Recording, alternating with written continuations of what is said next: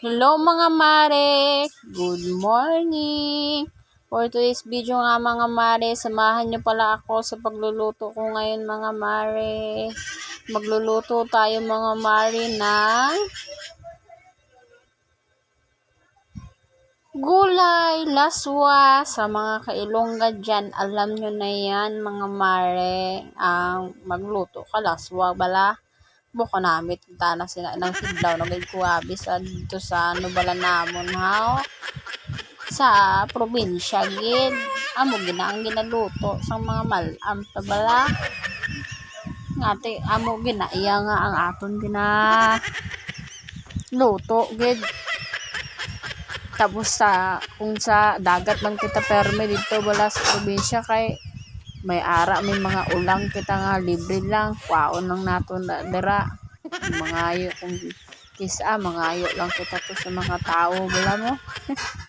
Hi mga mare, pagpasensyahan nyo na ang aking boses mga mare. Nag-inilongga naman si Aling Inday ninyo. Pagpasensyahan nyo na mga mare. So, ayan na nga mga mare, magluluto ako ngayon ng laswa. Kung sa iba, dinding o kung sa iba ba, sinabawan. Basta yan ang gusto kong mga mare. Sarap na sarap. Sabi nga nila, gulay is life. Yan ang mga namimiss kong mga pagkain mga mare sa araw-araw. Kasi makakabigay talaga yan ng mga mare ng vitamins natin sa katawan, 'di ba? Para iwas tayo sa mga karamdaman, sa mga sakit na lumaganap ngayon mga mare. Kaya ingat-ingat po ang lahat. Ingatan ng sarili at laging uminom ng vitamins, mga kumain ng nakakabigay ng resistensya ng ating kalusugan para maiwasan natin ang mga sakit na lumalaganap ngayon dito sa ating mundo.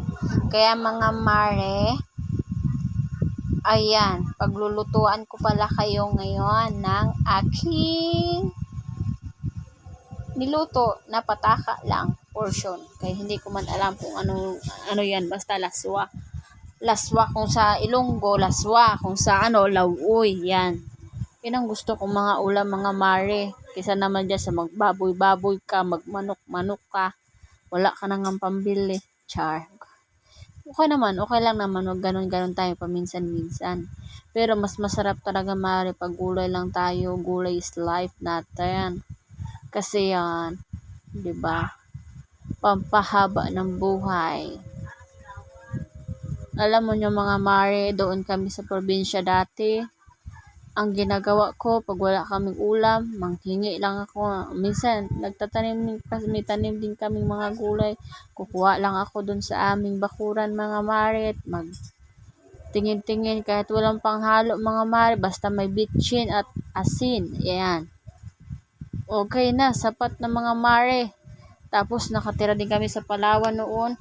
Yung tinirahan naming bahay, sa likod bahay namin, napakaraming mga tawag nito, mga gulay-gulay, katulad ng ganyan on, na dito binibili, doon, hihingi na lang, kuha ka na lang doon, sabi ganun yun. Haluan ko yan minsan may isda, kasi si Papa, nag-aano ng isda ba, nagkukuha ng labas doon sa, mangingisda sila, nangangawil, yung nagapamunit sila sa sa tawag nito, sa dagat. Pagdating niya ni Papa, may nakalaga na ako ng tubig na mainit, tapos meron ng yun, sibuyas dahon, tsaka asin, para ilaga pagdating niya, ibuhos na doon. Hugasan muna natin, syempre. Hugasan natin mga mare. Tapos ayun, napakasarap mga mare ang buhay sa probinsya. So, okay, sana makabalik pa kami doon sa probinsya. Pero, bahala na kung saan tayo makakarating mga mare. Sabi nga kung saan tayo sa hirap ng buhay natin ngayon, kailangan natin magsikap mga mare. Kasi ayun nga, tayo lang inasahan nating mga magulang. Kasi ang aking mga magulang mga mare, hindi man sila nakapagtapos ng pag-aaral. Kaya ako nagsusumikap para sa kanila mga mare. Sabi nga, mahalin natin ang ating mga magulang. ang Diyos ang nagbibigay sa atin ng magandang kapalaran. Di ba nga mga mare? So, ayan ang mga mare. Nano ko rin pala tong saluyot na to. Paborito ko din pala yan mga mare. O, ayan na. Nilagay ko na nga doon sa, hugasan ko muna nga yan mga mare. Ayan. Tapos ilalagay ko nga din. Ihalo ko na lang din mga mare. Tapos ayan. Nano ko na. Tawag nito. Ganyan-ganyan ko nga mga mare. Kasi para lumabas yung kanyang malapot-lapot na laway-laway. Sabay ganun. Para mas maging masarap-sarap yung ating gulay mga mare. Pagpasensyahan nyo na rin pala akin mga mare, ang aking damit na butas-butas na. Alam mo naman, walang pambili mga mare. So, ayan na nga mga mare, samahan nyo ako maghugas ng plato.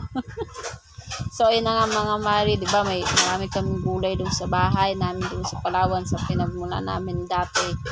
Ayun, nanghingi ako doon pag wala kaming ulam. Kumukuha ako doon, sabi ko, manghingi ako ng nyo, yung gito ganyan. Tapos, haluan lang ng ilaga ko lang yun. Tapos may sibuyas bawang, suka, toyo. Yan ang sinasabing kilawin na yung yung dahon ng ng kamuti. Tapos kalamansi, kukunin na lang din doon sa kapaligiran kaya ang dami man. Minsan nga nahuhulog na lang. Shout out pala kung naririnig mo ko buboy, miss na ko na kayo dyan. Sila Ate TV, hi, sana all. Yan yung mga taong mababait, tinitira kami nila doon sa kanilang lumang bahay. Pero masaya ang buhay namin doon. At yung mga mare, nag-ano din pala kami noon, nagtitinda kami ng mga mare, yung taho sa umaga pagising namin.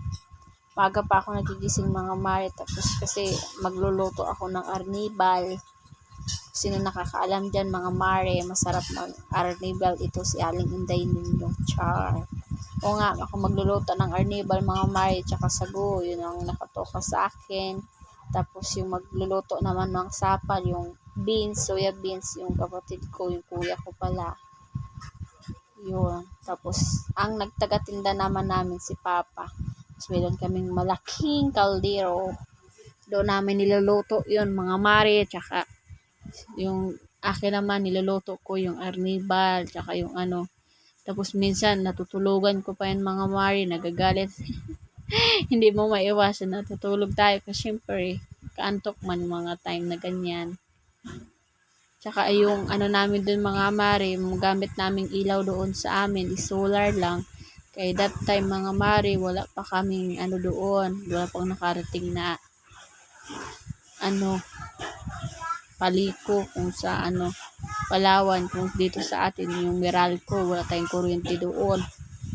Pero sa ganun mga mare, meron naman tayong solar, kaya ayun. Tsaka pag naglalakad kami mga mare, pag sumasamba kami, naglalakad lang kami mga mare. Tapos, nagdadala lang kami ng mga flashlight. Maaga pa kami magbaklay-baklay sa kalsada at maglakad-lakad. Yun ang nakakamiss mga mare. So, ayun mga mare, thank you for watching. Bye-bye!